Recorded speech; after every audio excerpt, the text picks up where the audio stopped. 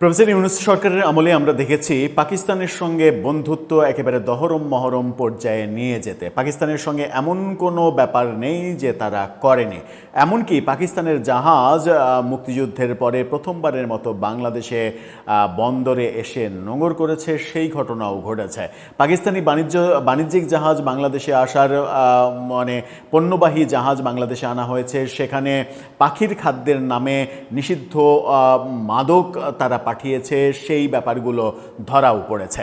পাকিস্তানকে নিয়ে অনেক আলোচনা রয়েছে, এমনকি শেখ হাসিনার যে পতন হলো সেই পতনেও পাকিস্তানের একটা ভূমিকা আছে, এ কথাও তো অনেকে বলেন, সে কথা আলোচনা করতে চায় না। কিন্তু আমরা দেখছি যে ৫৫ বছর পর পাকিস্তানের কোনো যুদ্ধ জাহাজ বঙ্গোপসাগরে আসছে এবং সেটা নিয়ে ভারত উদ্বিগ্ন। এই যে আশা, এই আশার পেছনে চীনকে যেমন দায়ী করা হচ্ছে, তেমনি বাংলাদেশের ইন্ধনের কথাও বলছে ভারত। এই ঘটনা ভারতের সঙ্গে বর্তমান সরকারের সম্পর্ক খারাপ দিকে নিয়ে যেতে পারে, যে খারাপ অবস্থা প্রফেসর ইউনূস সরকারের আমলে ছিল। আমরা জানি যে বর্তমান সরকার ভারতের সঙ্গে বন্ধুত্বপূর্ণ একটা সম্পর্ক তৈরি করতে চায়, কিন্তু পাকিস্তানের যুদ্ধ জাহাজ যেটা ৫৫ বছর পরে বঙ্গোপসাগরে আসছে, সেটার প্রেক্ষিতে যদি ভারত উদ্বিগ্ন হয়, ভারত যদি মনে করে যে ভারতকে ক্ষতিগ্রস্ত করার জন্য পাকিস্তানকে ইন্ধন দিচ্ছে বাংলাদেশ, তাহলে কিন্তু সেটা আমাদের জন্য সুখকর হবে না। চলুন ভারতীয় গণমাধ্যমে উঠে আসা এই চিত্রটা আলোচনা করে বোঝার চেষ্টা করি যে কি হচ্ছে বঙ্গোপসাগর নিয়ে, যখন আমরা এমনিতেই আতঙ্কে রয়েছি। আমেরিকার যুদ্ধ জাহাজ বাংলাদেশের বন্দরে নোঙর করার সিদ্ধান্ত হয়েছে, সেই ব্যাপারটা নিয়ে থাকবেন পলিটিক্স টিভির নিয়মিত আয়োজনে।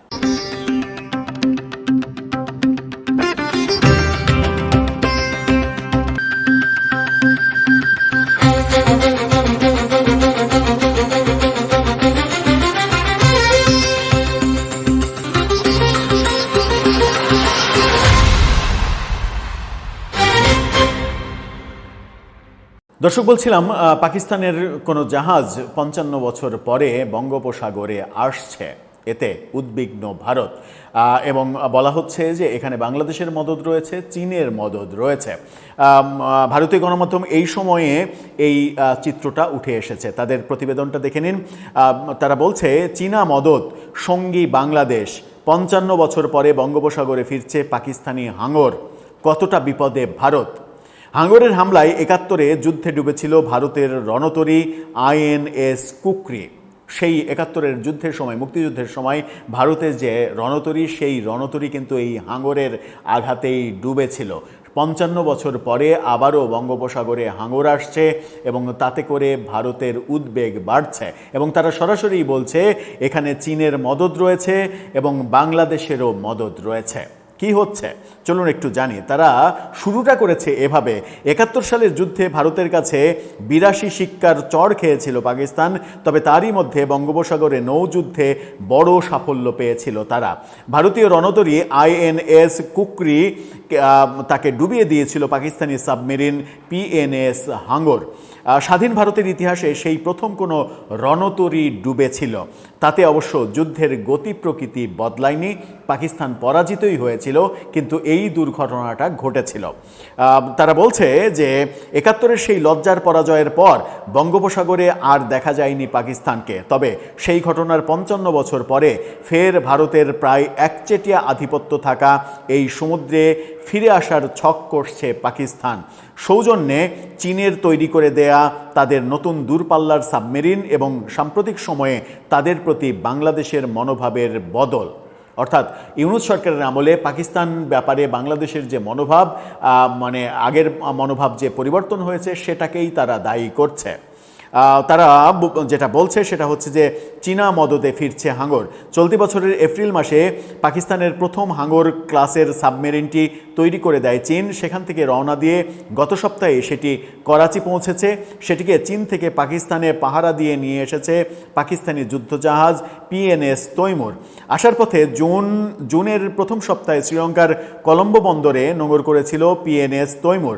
৭ জুন কলম্বোর সংবাদ মাধ্যম দ্য মর্নিংয়ের প্রতিবেদনে বলা হয়েছিল সেই রণতরীতে বসেই পাকিস্তানি ফ্লোটিরার কমান্ডার কমোডোর ওমর ফারুক জানিয়েছেন, নতুন এই হাঙ্গর ক্লাস সাবমেরিনটি যুক্ত হওয়ার ফলে এখন থেকে বঙ্গোপসাগরেও স্থায়ীভাবে থাকতে পারবে তারা।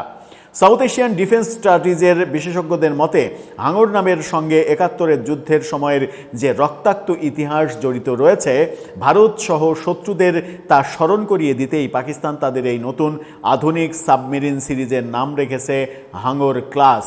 এই সিরিজের মোট ৮টি সাবমেরিন তৈরি করে দেবে চীন। এর প্রথমটি হাতে আসতেই বঙ্গোপসাগরে ফিরে আসার ইঙ্গিত দিল ইসলামাবাদ। সেখানে তারা বলছে যে বাংলাদেশ একটা ফ্যাক্টর। কিভাবে ফ্যাক্টর? ১৯৭১ সালে যুদ্ধে পাকিস্তান ভেঙে দুই টুকরা হয়ে গিয়েছিল, জন্ম হয়েছিল বাংলাদেশের।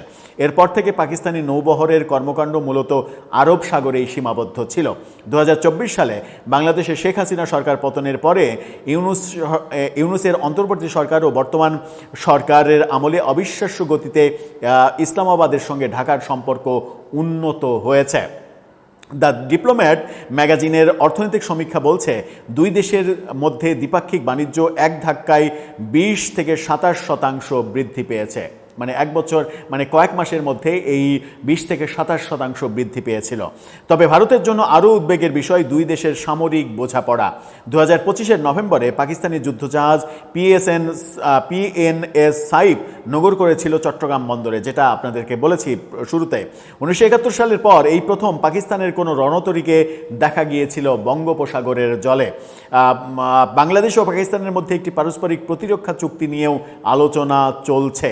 এই চুক্তি প্রস্তাবের মধ্যে রয়েছে সামরিক সহযোগিতা, গোয়েন্দা তথ্য আদান প্রদান ও নিয়মিত যৌথ সামরিক মহড়া বা অনুশীলনের মতো বিষয়।